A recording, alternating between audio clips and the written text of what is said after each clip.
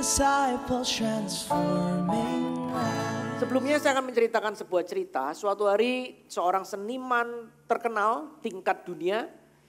Dia ini seorang pelukis legendaris namanya Michelangelo. Dan suatu hari dia ini sedang berbincang-bincang dengan rekannya sesama seniman, sesama pelukis. Dan dia menegur temannya. Dia ngomong seperti ini, mengapa sih kalian ini kalau mengisi galeri lukisan-lukisan dengan gambar tentang Yesus ya. Itu kok selalu yang dilukis temanya Yesus dalam kelemahan, Yesus di kayu salib, seperti itu.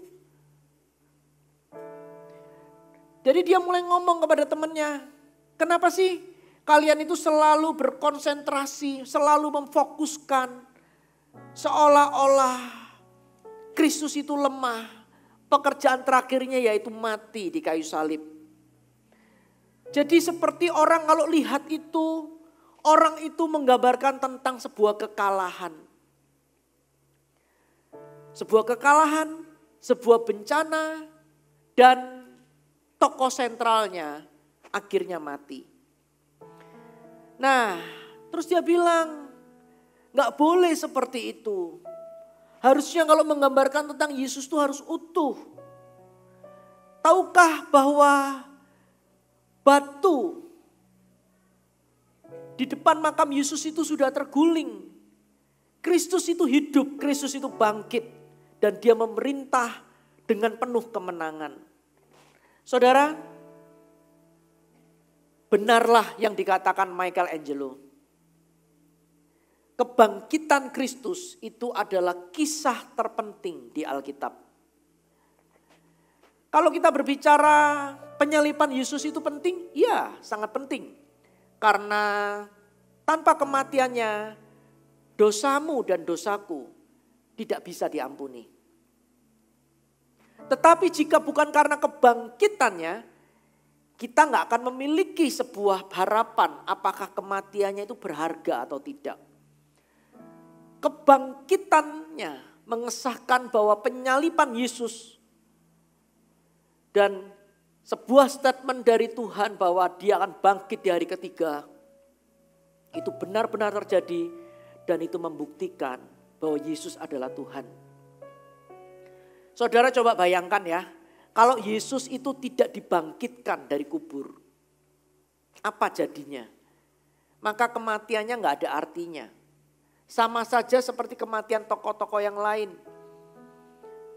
Bahkan kalau Anda ke Timur Tengah, daerah Israel, sana Palestina, Anda akan menemukan tentang makamnya Nabi Daud masih ada di sana beserta tulang-tulangnya karena dia tidak dibangkitkan. Kalau Yesus tidak dibangkitkan, dia akan sama seperti tokoh-tokoh yang lain. Tetapi karena kebangkitannya di hari yang ketiga, itu membuktikan saudara, memberikan kita sebuah pengetahuan bahwa kematian, penyaliban, kematian, penguburan, sampai kebangkitannya itu berdiri sebagai satu rangkaian Injil yang tidak terpisahkan. Dan Injil itu saudara tidak akan bisa dilanjutkan kalau tidak ada kebangkitannya. Kalau tidak ada kebangkitan Yesus, maka Alkitab kita berhenti sampai di Matius, Markus, Lukas, Yohanes. Tidak akan ada kisah para rasul dan sebagainya. Karena itu kebangkitan Kristus itu sangat penting. Coba bayangkan ya, hari ini kita memperingati kebangkitan Yesus.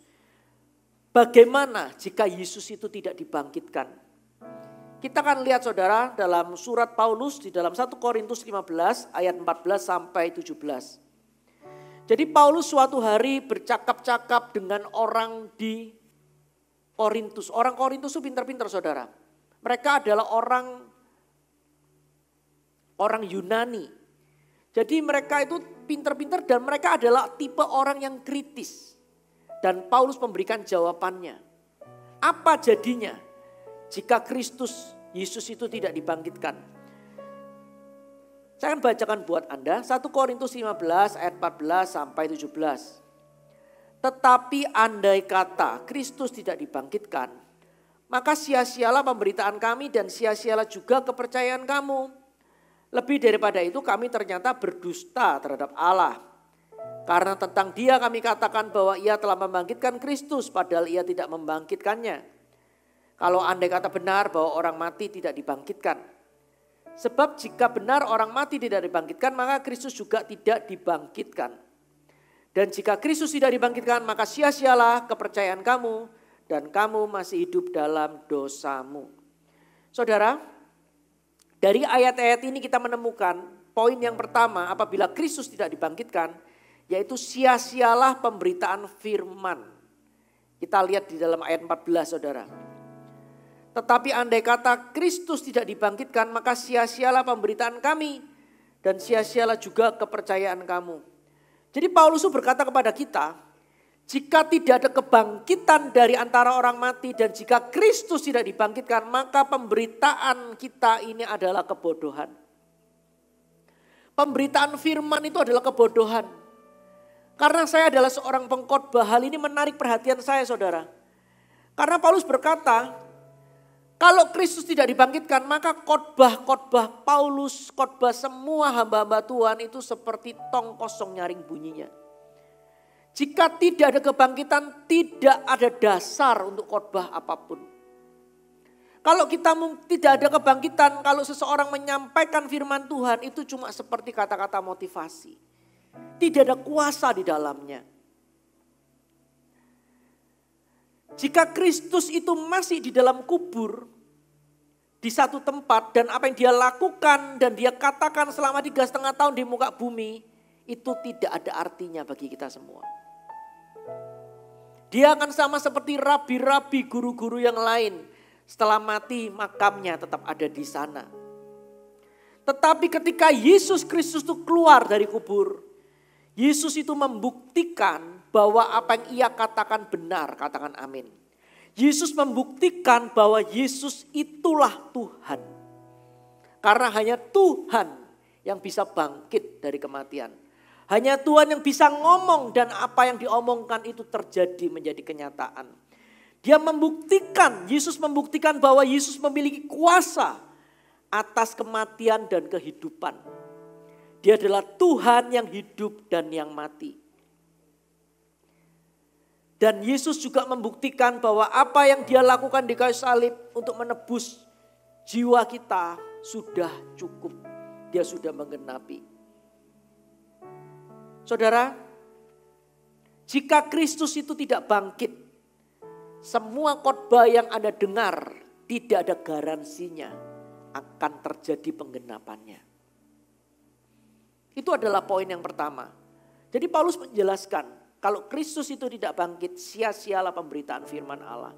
Yang kedua, apa jadinya jika Kristus itu tidak bangkit? Dikatakan, sia-sialah iman Anda.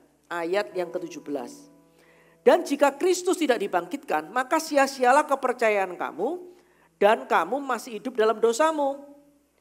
Jadi saudara, jika Kristus tidak dibangkitkan, maka imanmu tidak ada gunanya. Karena apa saudara? Karena kita ini kan menaruh kepercayaan kepada Kristus. Kita percaya kepada Yesus. Kita percaya bahwa dosa kita diampuni, semua dosa kita Tuhan Yesus yang menanggung. Nah, ternyata Kristus tidak dibangkitkan. Kalau Kristus tidak dibangkitkan, maka iman kita yang bergantung kepada Kristus itu sia-sia. Artinya apa? Kalau kita mati tutup mata, kita akan berhadapan dengan Tuhan dan kita akan dihakimi. Dan tidak ada manusia yang dihakimi oleh Tuhan itu bisa terlihat benar. Karena dia adalah Tuhan yang Maha Suci. Maka kita semua akan dihakimi dan dianggap bersalah. Dan kita tidak bisa masuk di dalam sorganya yang mulia. Makanya dikatakan sia-sialah iman kita saudara. Jadi apabila Kristus tidak keluar dari kubur di Minggu Paskah 2000 tahun yang lalu. Maka kita semua ini masih berada di dalam dosa kita. Dosa kita ini tidak diampuni. Oleh karena itu kalau Kristus tidak dibangkitkan. Wow, sia-sialah iman kita saudara. Yang ketiga, Paulus memberikan penjelasan apa jadinya apabila Kristus tidak dibangkitkan. Dikatakan sia-sialah pengharapan akan hidup yang kekal, ayat 19. Jikalau kita hanya dalam hidup ini saja menaruh pengharapan pada Kristus, maka kita adalah orang-orang yang paling malang dari segala manusia. Karena apapun yang kita lakukan ujungnya ternyata adalah kematian kekal dalam dosa. Jadi saudara, dikatakan kalau Kristus itu tidak bangkit, kita ini orang paling malang dari segala manusia. Karena apapun yang kita lakukan di dunia ini, baik Anda berhasil, baik Anda gagal, maka ujungnya tetap kematian yang menyala-nyala. Ujungnya tetap neraka. Jadi sia-sia pengharapan kekal kita. Kita hidup di dunia gak akan punya pengharapan saudara. Nah, tapi puji Tuhan. Kebenarannya saudara, Kristus itu dibangkitkan, katakan amin. Yohanes 11 ayat 25 sampai 26. Jawab Yesus, akulah kebangkitan dan hidup. Barang siapa percaya kepadaku, ia akan hidup walaupun ia sudah mati. Dan setiap orang yang hidup dan yang percaya padaku tidak akan mati selama-lamanya. Percayakah engkau akan hal ini? Saudara, kata-kata ini diucapkan Yesus sebelum hari kematiannya dan kebangkitannya. Jadi dia sudah ngomong menubuatkan, akulah kebangkitan dan hidup. Barang siapa percaya kepadaku, ia akan hidup walaupun ia sudah mati. Dan setiap orang yang hidup dan yang percaya kepadaku tidak akan mati selama-lamanya. Maksudnya cuma mati secara fisik, tidak mengalami kematian kekal. Artinya kalau mati langsung masuk surga. Ternyata saudara, kata-kata ini digenapi. Digenapi oleh Yesus. Dia naik ke kayu salib, di hari ketiga Yesus bangkit. Berapa waktu yang lalu saya beserta dengan beberapa rekan jemaat, kita berangkat ke Israel dan kita melihat di kubur Yesus, saudara, itu memang beneran kosong, Yesus gak ada. Di situ cuma ditulis Yesus Kristus Tuhan, Alfa dan Omega. Yang awal dan yang akhir. Wah, puji Tuhan. Tuhan kita bangkit. Amin. Oleh karena Tuhan kita bangkit, kita punya pengharapan di dalam Tuhan. Saudara, hari ini kita akan melihat ada 7 perkataan yang diucapkan Yesus pada waktu Yesus berada di kayu salib. Dan 7 perkataan ini mengandung berkat saudara. Dan berkat ini tidak akan mengalir kalau Kristus tidak bangkit. Berkat ini cuma akan berhenti kalau Yesus itu mati gak bangkit. Tetapi kebenarannya Yesus itu bangkit saudara. Jadi 7 berkat ini bisa mengalir kepada setiap kita, setiap orang di tempat ini. Siap-siap ya, Anda terima berkat 7 berkat kebangkitan Yesus. Anda siap? Amin. Berkat yang pertama, dia mengampuni setiap pelanggaran. Jadi berkat nomor 1 itu adalah pengampunan total. Katakan pengampunan total. Saudara, kalau Tuhan mengampuni itu bukan sebagian, tetapi total. Coba Anda bayangkan, apa jadinya kalau Tuhan itu mengampuni kita cuma sebagian. Maka kalau Tuhan mengampuni kita sebagian, artinya ada bagian yang lain belum diampuni. Artinya apa? Artinya kalau kita mati kita gak bisa masuk surga. Karena masih belum diampuni total. Tetapi puji Tuhan, Tuhan itu mengampuni total. Oleh karena itu kata-kata pertama yang Yesus katakan di kayu salib tercatat di Lukas 23 ayat 34 dikatakan seperti ini. Kemudian Yesus berkata, Bapa, ampunilah mereka karena mereka tidak tahu apa yang mereka perbuat. Jadi Yesus berkata saudara, Bapa ampuni mereka karena mereka tidak tahu apa yang mereka perbuat atau mereka lakukan. Saudara, pada waktu itu Yesus itu sedang memandang orang banyak. Sama seperti hari ini Yesus melalui Roh Kudusnya sedang memandangi setiap kita. Dan Yesus berkata kepada Bapa, Bapa ampuni mereka. Karena mereka tidak tahu apa yang mereka perbuat. Karena Yesus itu tahu siapa Bapaknya. Yesus itu tahu Bapa di sorga itu seperti apa. Dia adalah Tuhan, Hakim yang adil. Hakim yang adil itu saudara akan menjalankan keadilannya. Kalau ada orang berbuat salah, berbuat dosa pasti diadili. Tidak akan lolos. Oleh karena itu Yesus memintakan pengampunan kepada Bapa. Bapa ampuni mereka, ampuni kesalahan mereka. Dan satu-satunya alasan mengapa Bapa mendengarkan Yesus. Karena Yesus berkata, aku akan menanggung semuanya. Semua kesalahan mereka, semua dosa mereka aku akan tanggung. Oleh karena seperti itu Bapa mengabulkannya. Jadi berkat yang pertama ini adalah pengampunan total saudara. Pengampunan penuh. Yesus itu sedang berdoa kepada Bapa, meminta Bapa mengampuni dosa kita. Saudara, kalau Anda perhatikan, mengapa Yesus itu berkata ampunilah mereka, bukan maafkan mereka. Karena ternyata saudara, kata memaafkan dalam bahasa Yunani itu berarti menghilangkan rasa bersalah. Jadi kalau ada sebuah kesalahan, kata memaafkan itu cuma menghilangkan perasaan bersalahnya. Tetapi kalau ampunilah itu berbicara tentang menghilangkan bukan hanya rasa bersalah tetapi juga tindakan bersalah. Dengan kata lain apa yang sebenarnya kita lakukan salah dan Tuhan menghapusnya begitu saja.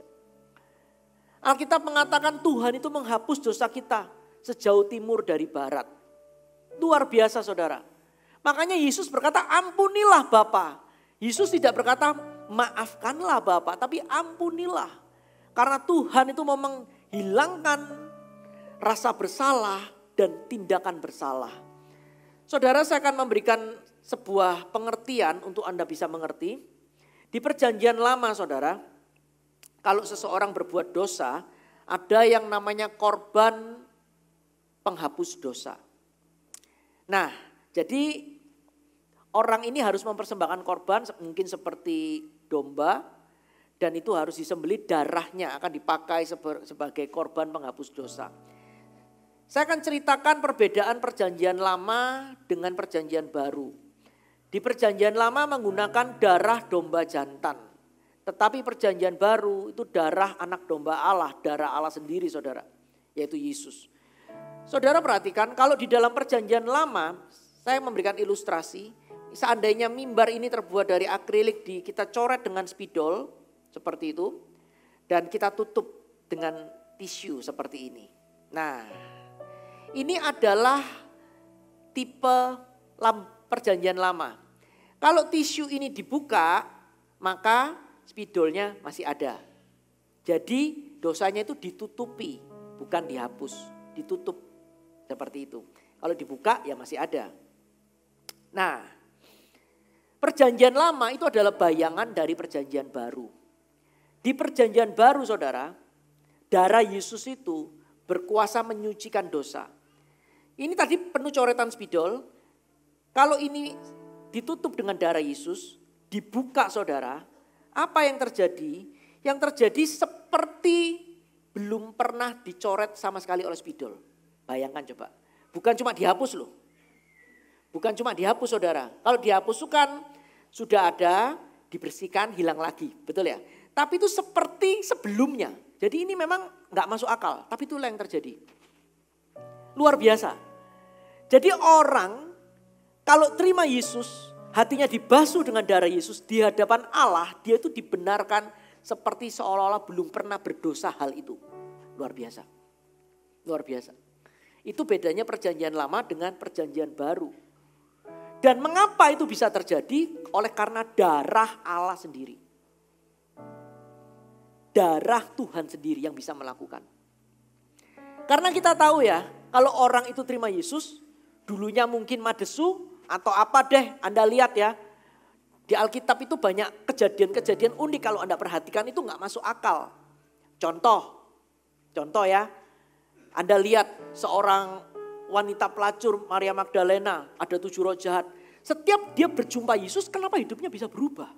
Kenapa berubah 180 derajat? Ya karena darah ini. Karena dia diampuni, disucikan, dijadikan ciptaan baru. Itulah berkat yang pertama yang kita akan terima. Luar biasa saudara. Oleh karena itu, satu-satunya cara setan untuk menjatuhkan anak Tuhan lewat namanya dusta. Karena kebenarannya kita ini setelah terima Yesus, kita jangan mau hidup dalam tuduhan perasaan bersalah. Bisa mengerti ya? Bukan berarti kita tidak memperbaiki hidup kita. Tetapi kita harus tahu kebenaran. Kalau masalah itu dosa, Tuhan sudah ampuni. Sekarang aku mau hidup dalam kebenaran. Aku gak mau hidup pakai cara yang dulu lagi. Bisa mengerti ya? Luar biasa saudara. Luar biasanya. Makanya dikatakan sejauh timur dari barat. Dia menghapus dosa kita. Luar biasa. Kalau kita berpikir menghapuskan seperti dihapus. Bukan, ternyata dibuat seperti sebelumnya. Belum pernah berdosa. Luar biasa darah Yesus. Itu yang pertama. Yang kedua saudara, berkat yang kedua. Dia dekat dengan umatnya, katakan amin. Katakan Tuhan dekat dengan umatnya. Jadi ini adalah berkat yang kedua saudara. Jadi hal yang kedua adalah kebersamaan dengan Tuhan. Lukas 22 ayat 43 dikatakan seperti ini.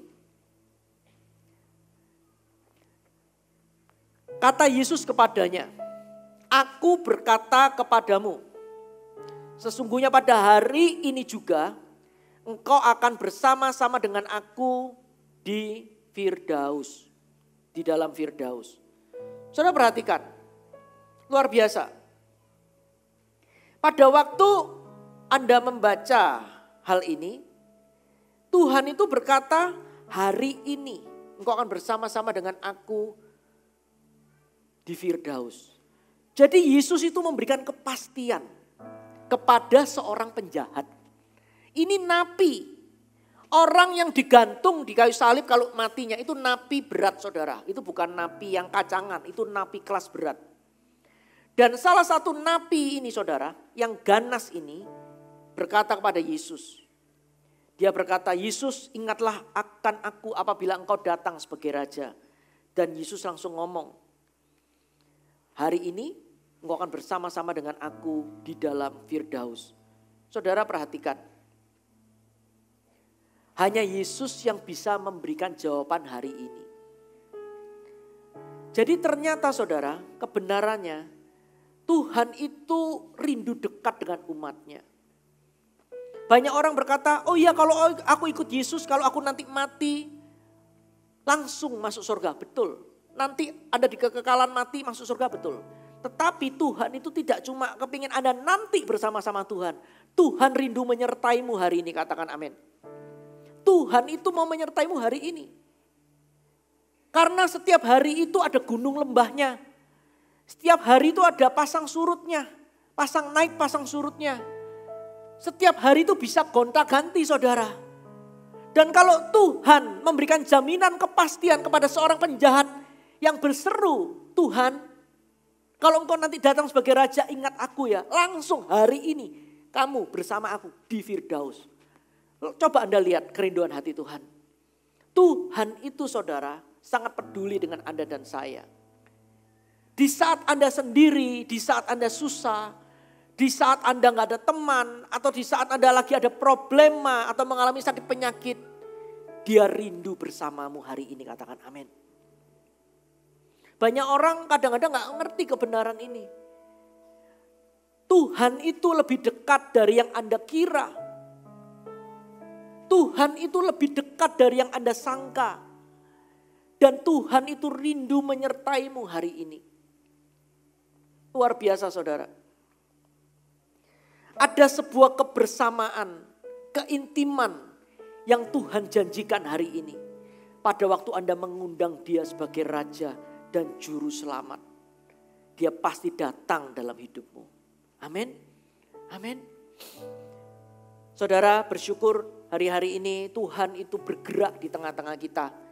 Kita melihat tangannya yang ajaib, tangan yang berlubang paku itu menyembuhkan orang di mana-mana. Puji Tuhan, seperti kemarin peristiwa Jumat Agung saya di GMS Cikarang. Pada waktu saya masuk ke dalam ruang ibadah saya melihat ada satu orang lumpuh pakai kursi roda saudara. Kita mulai memuji Tuhan, firman Tuhan disampaikan. Sepanjang firman saya melihat bagaimana orang ini air matanya meleleh, dia pingin disembuhkan. Pada waktu di acara ministry time didoakan orang ini, dituntun oleh keluarganya beserta kursi rodanya berdiri di depan saya seperti ini saudara. Dan kita berdoa meminta Tuhan menyembuhkan. Ternyata Tuhan itu lebih rindu menyembuhkan dia. Setelah didoakan saudara, GPL alias instan gak pakai lama. Orang ini langsung bangun saudara. Sambil meneteskan air mata karena dia seolah-olah gak percaya. Seolah-olah dia gak bisa jalan lagi. Dan dia mulai berjalan saudara. Wah, jemaat langsung antusias, kemuliaan Tuhan dinyatakan. Dan orang ini kembali lagi ke tempat duduknya tanpa kursi roda dan pulang tanpa kursi roda. Beri tepuk tangan buat Tuhan. Luar biasa. Anda lihat, di tengah-tengah dia sakit, Tuhan itu rindu menyertai dia. Jangan pernah bilang Tuhan jauh.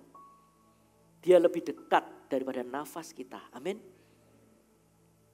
Luar biasa. Yang ketiga, berkat yang ketiga, dia tidak pernah meninggalkan kita.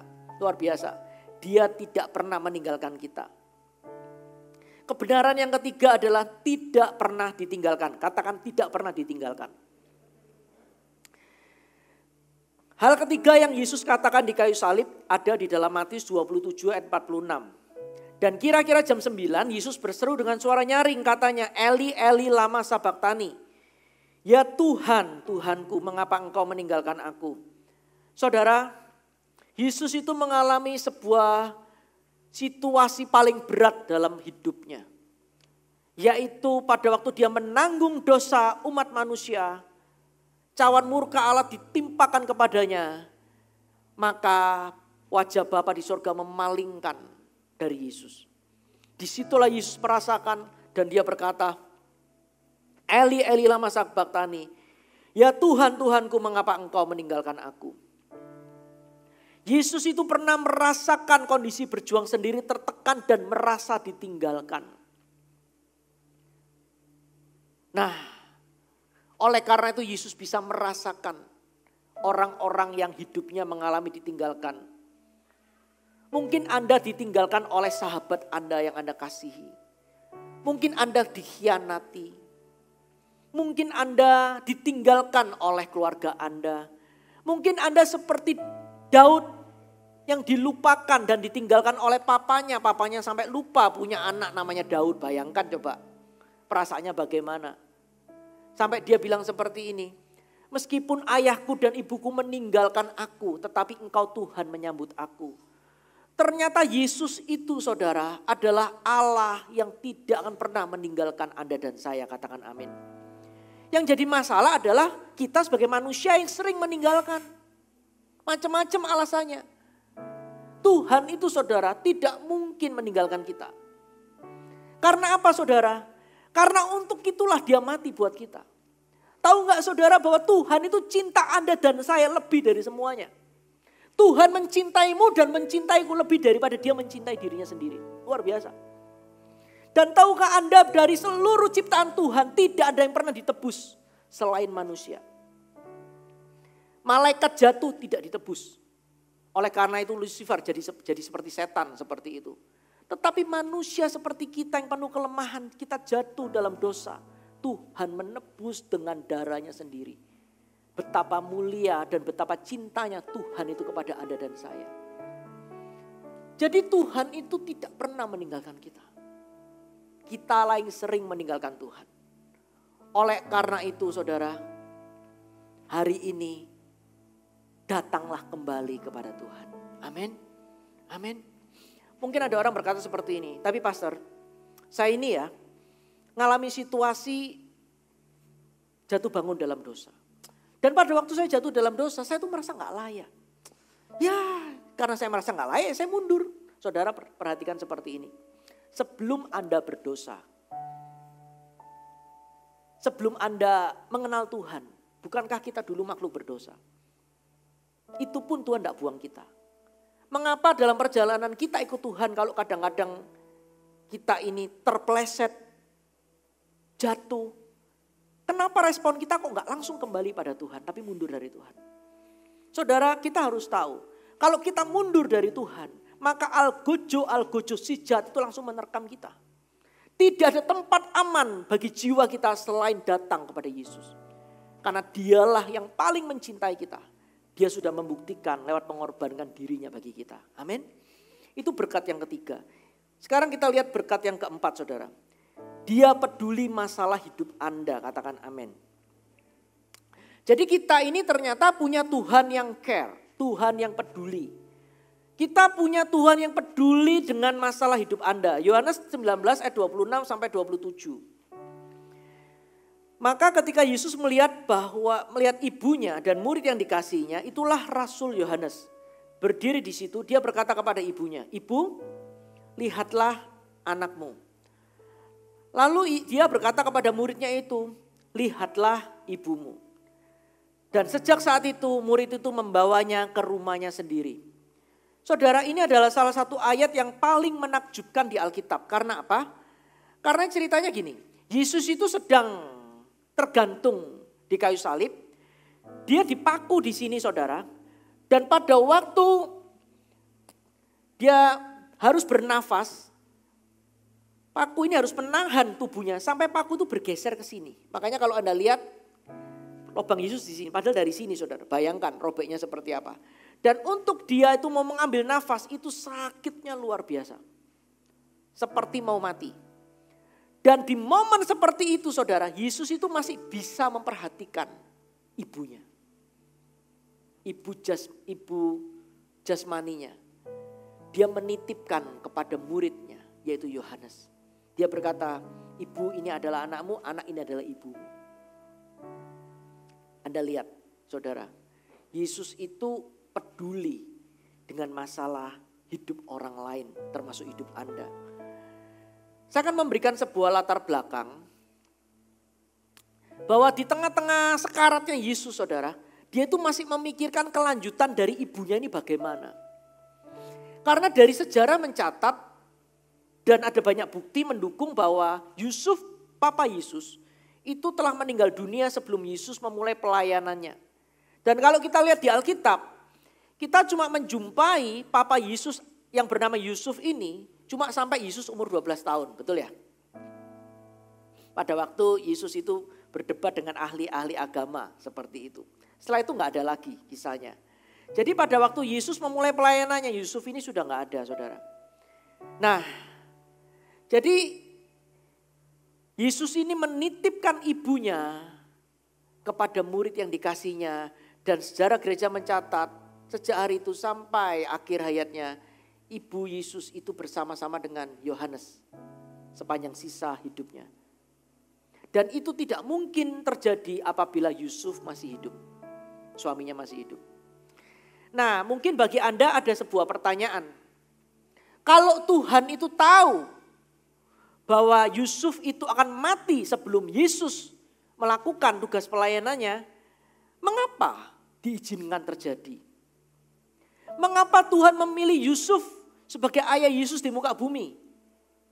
Kalau ternyata udah mati sebelum Yesus memulai pelayanannya. Saudara, ini adalah misteri Tuhan. Tetapi Tuhan itu mengizinkan Yesus anak Allah mengalami setiap tragedi yang ada. Mengalami peristiwa-peristiwa kehilangan yang sering dialami oleh manusia.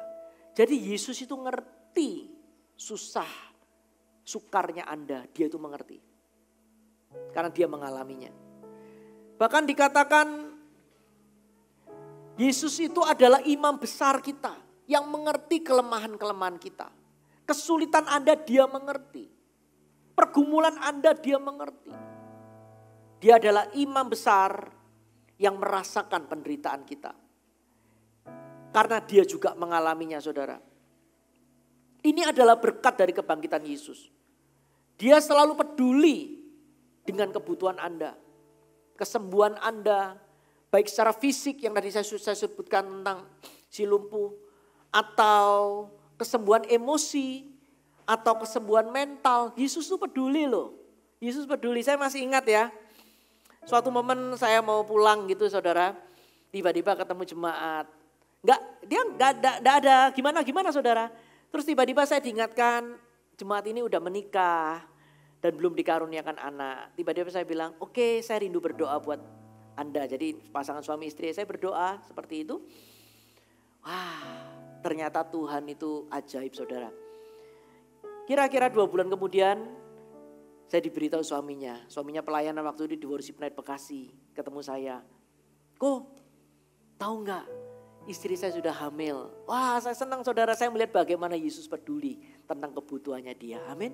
Tuhan tuh peduli. Dia peduli daripada yang Anda pernah bayangkan. Karena dia mencintai Anda dan saya. Berkat yang kelima saudara.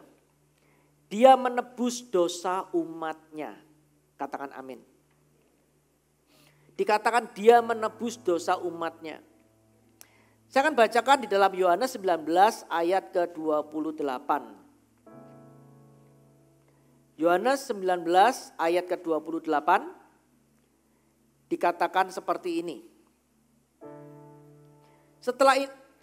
Sesudah itu karena Yesus tahu bahwa segala sesuatu telah selesai, berkatalah ia supaya genaplah yang tertulis dalam kitab suci, aku haus.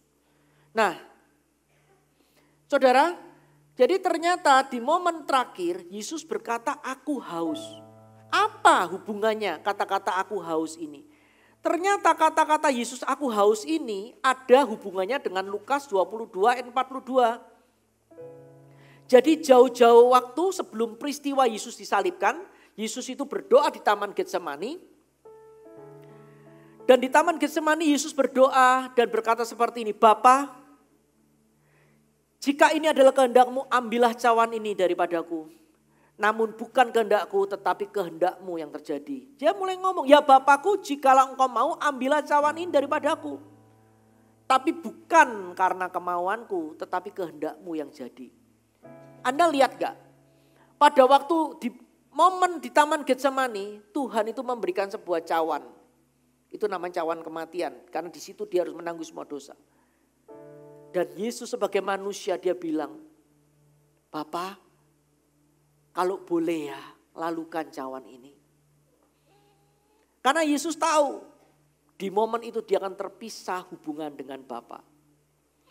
Tapi pada waktu di kayu salib saudara, dalam peristiwa momen, beberapa momen, dan di kata-kata yang kelima, di tengah-tengah tergantung, Yesus berkata, aku haus. Artinya apa? Artinya seperti dia berkata seperti ini, Bapa, aku sudah siap minum cawan itu. Berikan itu kepadaku. Aku akan tanggung semua dosa manusia dengan kematianku. Dan memang akhirnya Yesus mati. Supaya mereka tahu aku mencintai mereka. Dan itu adalah peristiwa sekali yang tidak pernah terulang lagi. Di mana Allah Tritunggal harus berpisah. Karena dosa kita. Untuk menebus kita. Saudara, itu yang terjadi. Dan dilanjutkan juga dengan berkat yang keenam. Dia menyelesaikan transaksi atas hukuman dosa. Yohanes 19 ayat 29. Di situ ada suatu bekas penuh anggur asam. Maka mereka mencucukkan bunga karang yang telah dicelupkan dalam anggur asam pada sebatang hisop. Lalu mengunjukkannya ke mulut Yesus. Sesudah Yesus minum anggur asam itu berkatalah ia, sudah selesai.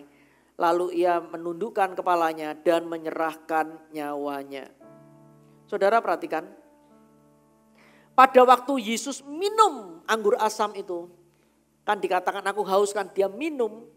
Artinya dia tanggung semua beban dosa. Dan setelah itu dikatakan sudah selesai. Dia menundukkan kepalanya dan menyerahkan nyawanya. Saudara perhatikan, kata-kata sudah selesai itu berbicara bahwa di dalam bahasa Yunani itu adalah bahasa Yunani mengandung arti, ini adalah kata-kata bisnis saudara, istilah bisnis dalam bahasa Yunani. Artinya apa? Transaksi sudah selesai, transaksi sudah lunas. Saudara, pada waktu manusia jatuh di dalam dosa, Adam dan Hawa memberontak melawan Allah, jatuh di dalam dosa. Manusia itu di bawah hukuman dosa dan upah dosa maut. Manusia itu langsung di bawah kuasa si jahat. Tidak bisa lepas sebelum ada pembayaran sah. Sebelum ada pembayaran penuh. Tetapi pada waktu Yesus mulai ambil tadi anggur asam itu saudara. Dan dikatakan sudah selesai, Yesus mati menyerahkan nyawanya. Disitulah dikatakan pembayarannya sudah lunas. Mau gak mau setan harus melepaskan cengkramannya atas manusia. Dan tahukah Anda, Yesus itu mati kan 3 hari, dia kemana? Alkitab mencatat di surat Petrus saudara, Yesus itu masuk di dalam kerajaan maut dan dikatakan dia memproklamirkan dirinya sebagai Tuhan kepada kerajaan maut dan dia ambil kunci kerajaan maut sehingga pada waktu dia bangkit saudara, orang-orang kudus banyak yang ikut bangkit. Penampakan-penampakan Anda lihat di Alkitab surat Petrus. Jadi dikatakan bahwa pada waktu Yesus mati saudara, dia bayar semuanya, dia rebut kunci kerajaan maut dan dia bangkit sebagai penguasa. Oleh karena itu Anda jangan kaget, ada orang kadang-kadang sudah koma sekarat ini sudah deketin dengan pintu maut. Berdoa dalam nama Yesus Tuhan bisa memberikan kehidupan dan diputar balik terjadi kehidupan. Karena Yesuslah pemegang kunci kerajaan maut sekarang. Amin. Luar biasa. Tapi untuk dia bisa megang kunci kerajaan maut dia harus mati saudara untuk Anda dan saya. Lihatlah bahwa transaksi itu sudah selesai. Sudah selesai. Saya masih ingat dulu saya adalah seorang penyembah berhala. Setelah saya bertobat terima Yesus saudara. Tuhan tuh ngomong satu kata kepada saya yang dulu saya gak ngerti. Tuhan ngomong pokoknya. Jimmy, karena kita tahu dalam budaya Chinese di momen-momen tertentu kadang-kadang kita ke leluhur, apa acara-acara tertentu seperti itu ya. Orang dulu bilang sembayangan apa. Tuhan berbisik kepada saya, Tuhan bilang, kalau kamu ke sana cuma tabur bunga aja. Jangan kamu menyembah, jangan mau kamu tunduk sekali aja. Tuhan cuma bilang itu. Dan saya pegang. Tuhan untung puji Tuhan memberikan hikmat kepada saya untuk bisa berbicara kepada papa, semuanya akhirnya oke. Mama juga bilang, oh anak muda ikut Tuhan, gak boleh gitu-gitu lagi oke. Puji Tuhan papa bisa nerima. Ternyata saya ngerti. Sekali anak Tuhan sudah terima Yesus ya, kalau datang ke tempat itu dia gini saudara, artinya dia langsung otoritasnya dibalik, setan di atasnya dia. Bisa mengerti ya?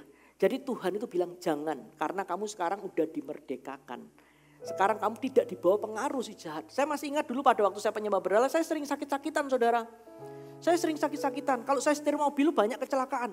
Jadi banyak apes melulu. Jadi saya ngerti. Karena itu kita berbelas kasihan dengan orang yang gak kenal Tuhan. Kasihan hidup di bawah kutuk. Di bawah dosa, di bawah kutuk, bayangkan. Dulu ya, kalau saya saudara bawa mobil mengalami kecelakaan. Kalau jalan ditabrak bajai. Saya sudah tahu nih, upah dosa maut nih. Orang kalau temenan sama saya jadi sial. Jadi saya ini susah saudara. Saya bilang gimana nih? Bukan kemauan saya. Tapi puji Tuhan.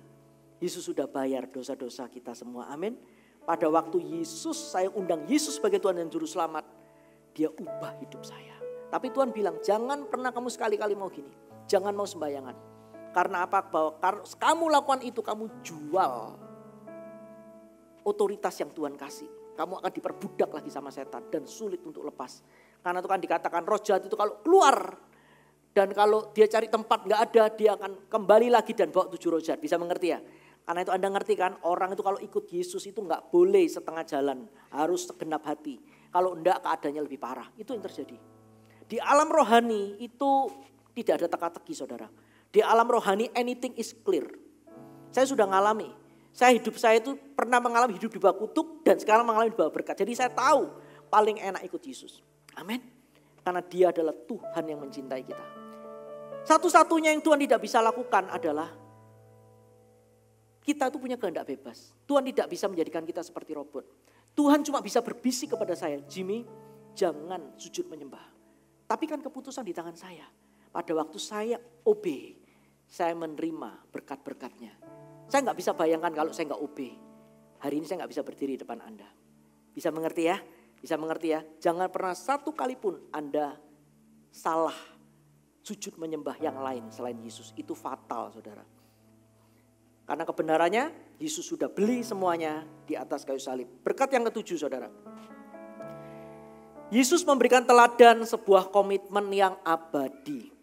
Ini yang terakhir yang Yesus katakan di kayu salib. Kata-kata Yesus, Lukas 23 ayat 46. Dan ketika Yesus telah berseru dengan suara nyaring, dia berkata, Bapa, ke dalam tanganmu kuserahkan nyawaku. Saudara perhatikan, dia berkata, ke dalam tanganmu Bapa kuserahkan nyawaku. Setelah mengatakan itu, dia menghembuskan nafas yang terakhir. Yesus menyerahkan rohnya ke dalam tangan Bapa di sorga. Saudara, izinkan saya memberitahu kepada Anda apa dari maksud ayat ini.